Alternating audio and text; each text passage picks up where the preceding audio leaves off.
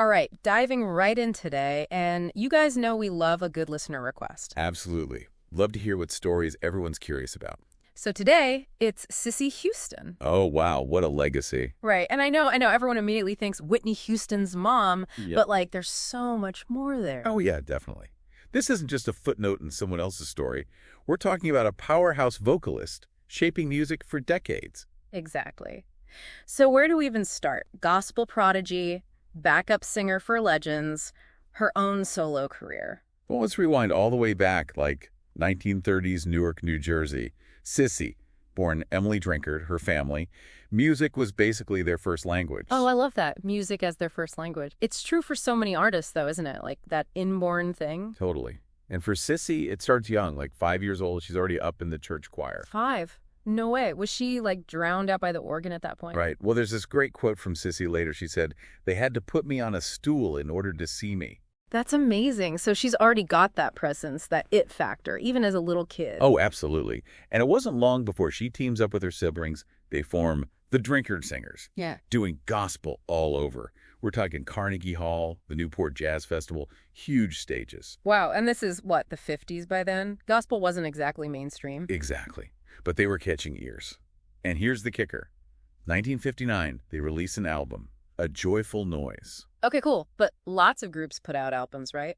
What's so special about this one? This wasn't just any label, it was RCA Records, Wait, the RCA, like one of the biggest names in music history. the one and only. Yeah. They were one of the first gospel groups to land a deal that big. That tells you everything you need to know about the impact they were already having. Trailblazers, man, that's incredible. But Cissy, she wasn't done yet, was she? Not even close. Yeah. Here's where it gets interesting.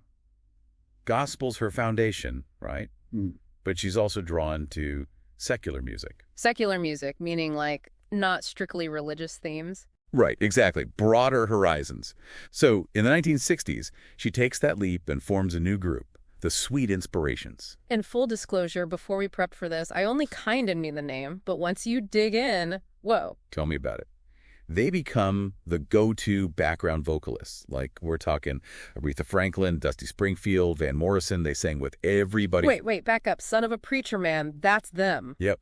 That soulful sound behind Dusty, that's all the Sweet Inspirations. My mind is blown. Okay, keep going. Who else? Van Morrison's Brown-Eyed Girl. Those iconic harmonies, that's them. Even Elvis Presley. Their voices are everywhere on his later recordings. It's like they had this magic touch, you know, like they could just elevate any song they were on. Totally. And you know what really set them apart? Harmony.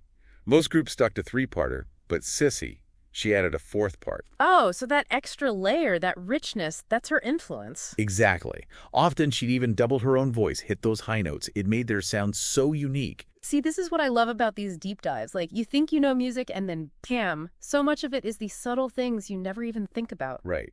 And Cissy, she was a master of those subtleties. She once said, and I'm paraphrasing here, but she said, background vocals shouldn't just harmonize, they should make the song. Oh, I love that. So it's not just about sounding pretty, it's about adding depth, meaning, emotion, all that. Exactly.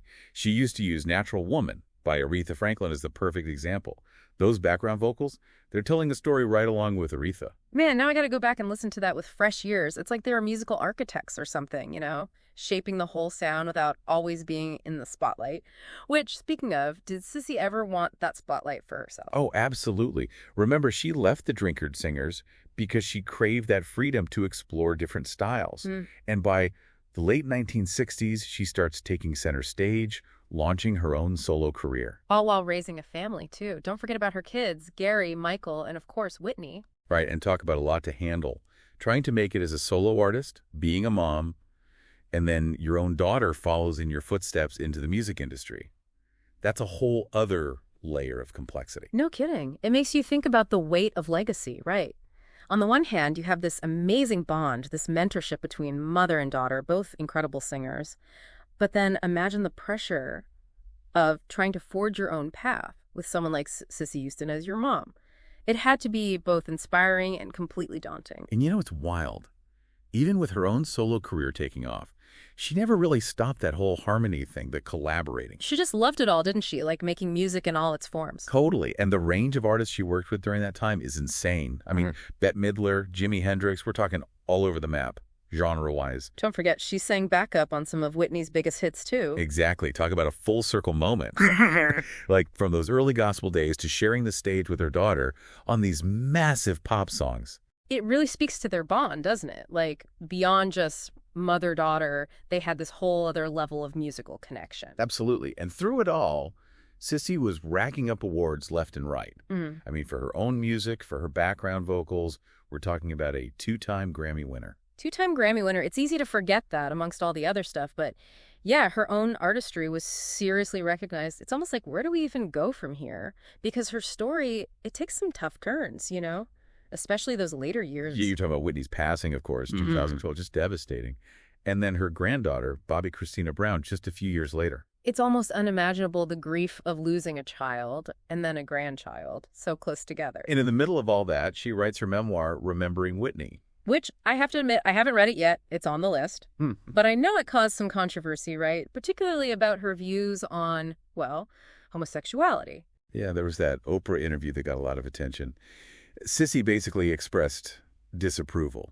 And, yeah, it definitely rubbed some folks the wrong way. I can see that, though I guess it's one of those situations where context matters, doesn't it? We're talking about a woman shaped by a very different generation, deep religious faith. That all factors in. Absolutely. Yeah. And you know what's interesting? Even with all the spotlight on her family, her career, even the controversies, there's this through line in Cissy's life that's actually really beautiful, like this constant return to her roots. You mean like going back to Newark, back to the church? Exactly. For over 50 years, Cissy led the youth inspirational choir at the same Baptist church where she started singing as a kid. Wow, that's commitment. Talk about full circle. I mean, it says something that no matter how big she got, she always came back to that. It really does. And it adds a whole other dimension to her legacy, don't you think? Because she wasn't just this amazing talent. She used it to lift other people up. Through her music, sure, but also through mentorship, through her church, just by being so grounded. It makes you think about the impact one person can have, all those lives she touched, the music she created, the path she forged for other artists to follow. Cissy Houston's story is definitely a reminder that legacy, it's not always about fame, you know? It can be about passion, dedication, and let's be real, a whole lot of soul. Though I gotta say, you do kind of wonder what if she'd gone all in on just her solo career? Could she have been even bigger? That's the question, isn't it? Those sliding doors moments. But then again, if she wasn't so focused on collaborating, would all those iconic songs even sound the same? It's impossible to know. And maybe that's the beauty of exploring a life like hers. Talent, influence, legacy that goes way beyond just the hits. Absolutely. Triumph, tragedy, ambition, humility, all of it woven together. It's been a true pleasure diving into the world of Cissy Houston with you all today. Until next time, keep seeking those untold stories and keep the music playing.